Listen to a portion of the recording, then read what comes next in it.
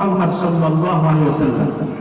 Kita di Kesultanan Banten juga di Kesultanan Cirebon memiliki 3 manuskrip.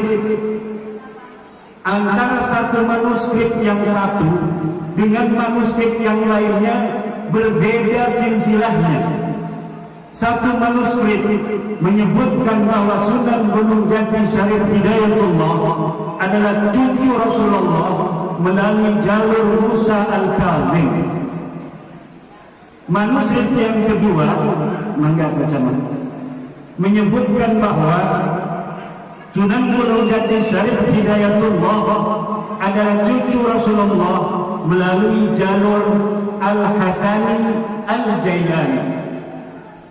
Manuskrip yang ketiga bahwa Sunan Gunung Jati Syarif Hidayatullah adalah cucu Rasulullah dari jalur Abdullah bin Ahmad Al-Muhajir, sama dengan para habaib di Indonesia ini.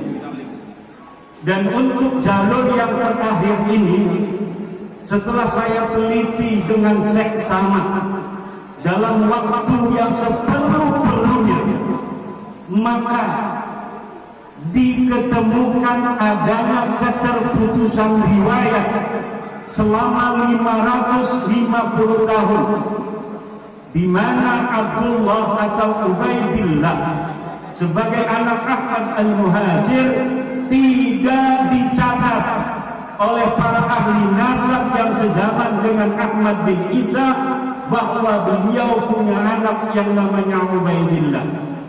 Kitab-kitab yang sezaman dengan Ahmad bin Isa menyebutkan bahwa Ahmad bin Isa hanya mempunyai 3 putra. Yang pertama adalah Muhammad, yang kedua adalah Ali, dan yang ketiga adalah Husain.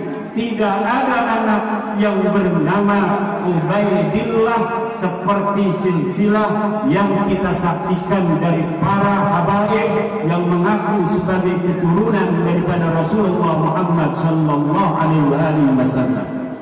Baru pada tahun 895 Habib Ali As-Sakran menulis dalam kitabnya Al-Burqatul Musiqah bahwa leluhur mereka yang bernama Ubaidillah adalah keturunan daripada Rasulullah Muhammad sallallahu alaihi wasallam. Jadi sejak wafatnya Ahmad bin Isa 345 Hijriah sampai tahun 895 Hijriah tidak ada satu manuskrip pun yang menyebutkan bahwa Ubaidillah adalah keturunan daripada Rasulullah Muhammad sallallahu alaihi wasallam.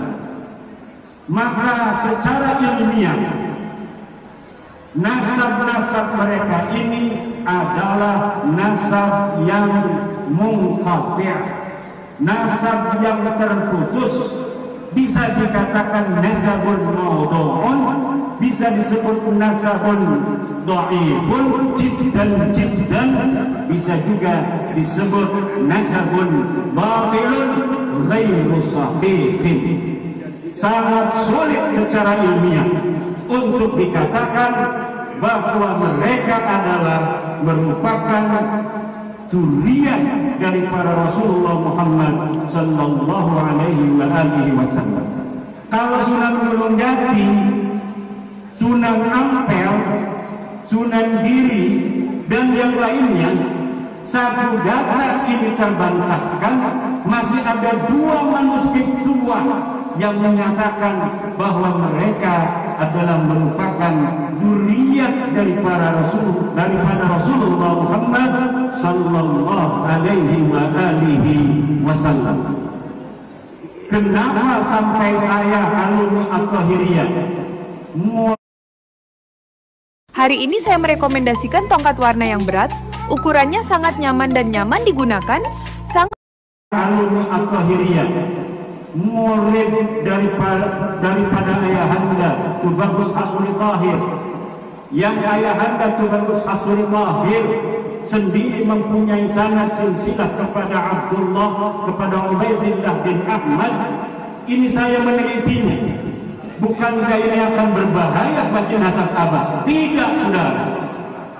Karena nasab abah kepada Sunan Gunung Jati adalah sahih, muttafaq alaih, sementara nasab Sunan Gunung Jati kepada Rasulullah adalah mukhtalafun fihi baina salasi riwayatin, yaitu riwayat manuskrip Cirebon yang menyatakan bahwa Sunan Gunung Jati adalah merupakan turunan Musa Al-Karim. Manuskrip yang kedua yang menyatakan bahwa Sunan Gunung Jati Syarif Hidayatullah adalah merupakan turunan daripada Al-Hasani Al-Jailani. Jadi kalau umpamanya satu silsilah ini telah diteliti bahwa ini gagal secara ilmiah, maka masih ada 30 tambah 30%, 60% lebih bisa dinyatakan bahwa para wali songo ini adalah sebagai keturunan daripada Rasulullah Muhammad sallallahu alaihi wasallam. Kenapa saya sampai ke puntang-puntang meneliti? Karena saya melihat antara pengakuan dari fenomena pengakuan orang yang setiap dalam kesempatan mengaku sebagai cucu dari para Rasulullah. Di dalam tubuhku ada darah Rasulullah, sementara akhlak mereka jauh panggang daripada api dengan akhlak Rasulullah Muhammad sallallahu alaihi wasallam. Para sunan dari Wali Songo menyebarkan agama Islam datang.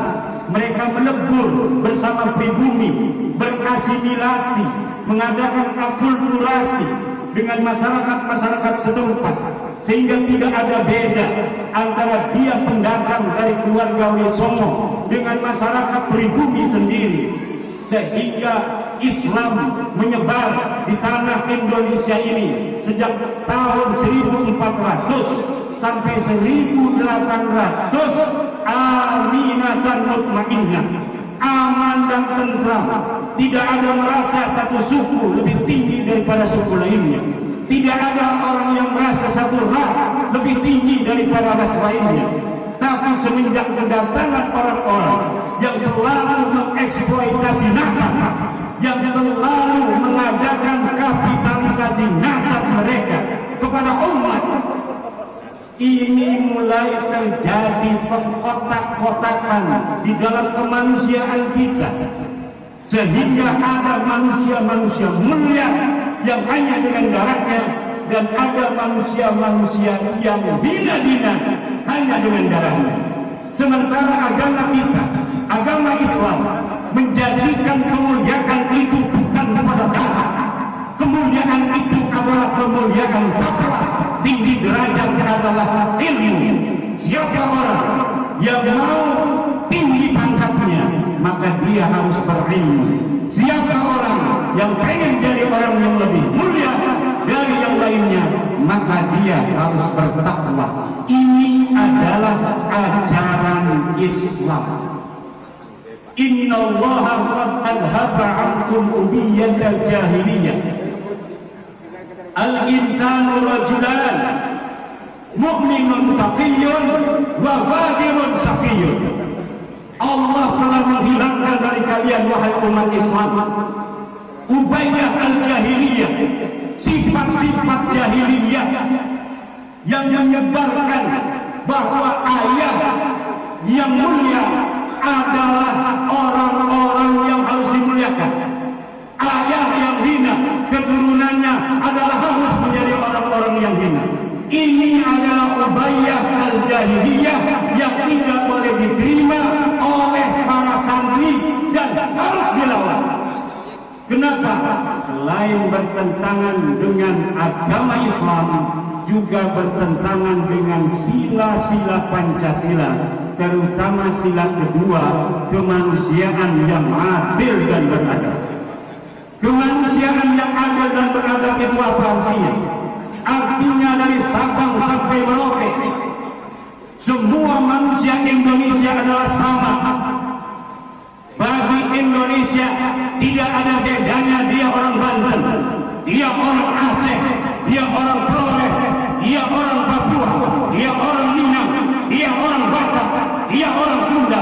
Semuanya hadir sebagai manusia yang mempunyai kesempatan yang sama di Indonesia ini. Dia bisa menjadi PJ gubernur, dia bisa menjadi camat, dia bisa menjadi bupati, dia bisa menjadi polisi, dia bisa menjadi TNI, dia bisa menjadi Kapolri. Inilah namanya kemanusiaan yang adil dan beradab.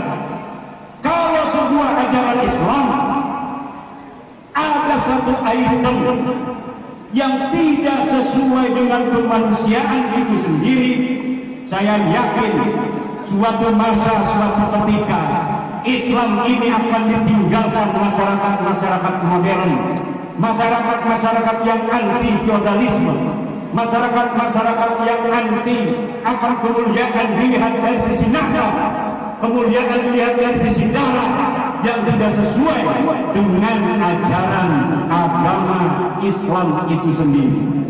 Yang paling menarik dari fenomena itu adalah ketika orang-orang yang dikapitalisasi, orang-orang yang diperbudak ini, bukannya dia membantu orang yang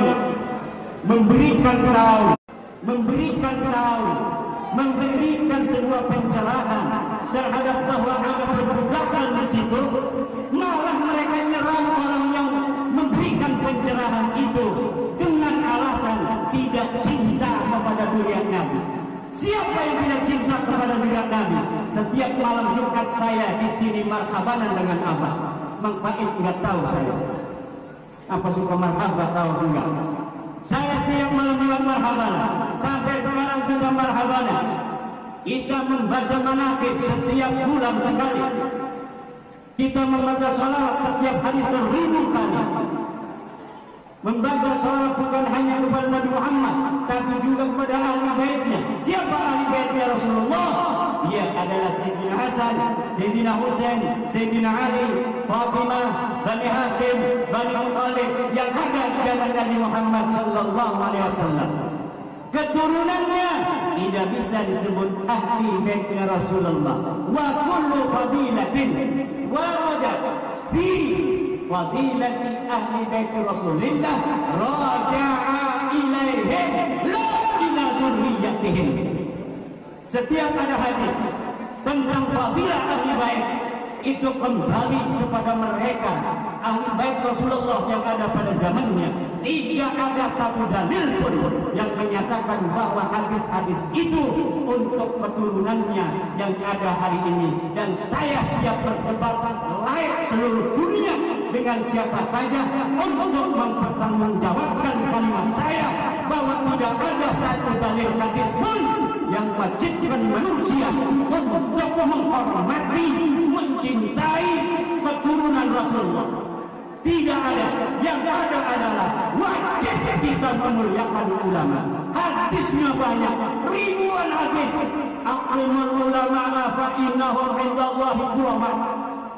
Ada enggak aqlimul dunyati fa innahum indallahi ulama? Tidak ada. Kalau ada yang menemukan hadis semacam itu untuk memuliakan dunia, silakan panggil saya dan kita takhid itu hadis. Apakah hadis betul? Apa itu hanya hadis maudhu, bikin-bikinan? Apa saja yang ada mereka ceramahkan dari fadilah-fadilah mereka yang mengaku cucu Nabi adalah hadis-hadis palsu atau hadis sahih yang maknanya dirampas oleh mereka dari ahli bait untuk diberikan kepada mereka sendiri. Saya berani berdebat dengan siapapun 3 hari 3 malam untuk mempertahankan tesis ini. Pertama, tesis tentang keterputusan mereka sebagai dunia Nabi. Yang kedua, tentang kemuliaan ilmu dibanding kemuliaan darah dan nasab yang tidak diajarkan menurut ajaran Islam daripada Al-Quran dan Rasulullah Muhammad SAW dalam sunnah-sunnah. Inilah para santri utama At-Tahiriyah. Yang santri At-Tahiriyah ini murid Abah. Abah ini ngajinya orang-orang Mekah, sangatnya mutasil kepada ulama-ulama besar Mekah. Sayyid Amin Qutbi, Syekh Al-Masyah, Syekh Maliki, Syekh Abbas Al-Maliki dan sebagainya, Syekh Yasin Padang dan sebagainya. Kita bukan diajarkan bagaimana membaca kitab, tapi kita diajarkan bagaimana menganalisa kitab. Mereka berpendapat dengan kaul Ibnu Hajar, bahwa Ibnu Hajar telah menyatakan bahwa Ubaidillah sebagai cucu Nabi. Tahun berapa lahirnya Ibnu Hajar? Beliau adalah ulama abad 10, abad 9. Bagaimana abad 10, abad 9 orang yang ada pada abad itu menjadi saksi kelahiran dari orang yang ada di abad keempat? Tidak bisa.